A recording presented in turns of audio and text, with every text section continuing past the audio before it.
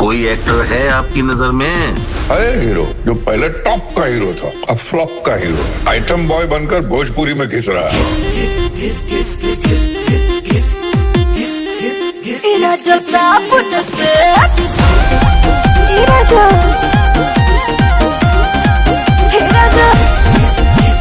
पहिया में धर के पीस लचकी, कुटवा पे काटे जैसे मधुमक्खी। तनी पास आवा नाटी गर्ल। अरे पहिया में भर के पीसे नी चटकी, कुटवा पे काटब जैसे मधुमक्खी। मीठा खिलाएगा आदत लगाएगा, भाग न गहिया राजा जी। हम लागल बदलवा, अरे लागल त करे कोरी। हम लागल बदलवा पिले बॉय से, रगड़ के नहला देब साबुन से। तोहर लागल बा दिल बा पिले बॉय से, रगड़ के नहला दे तू साबुन से। अरे पूरा चमका देबे कारे।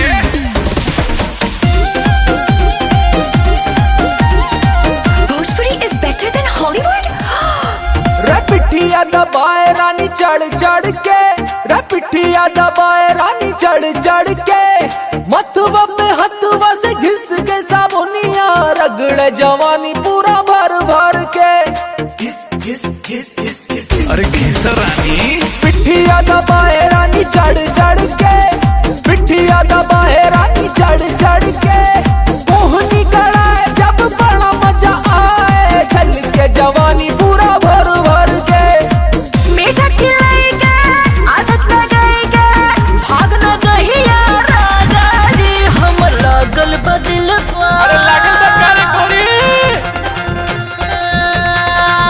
हम लागल बदलवा पिले बॉय से, रगड़ के नहला देब साबुन से। तोहर लागल बा दिल बा पिले बॉय से, रगड़ के नहला दे तू साबुन से।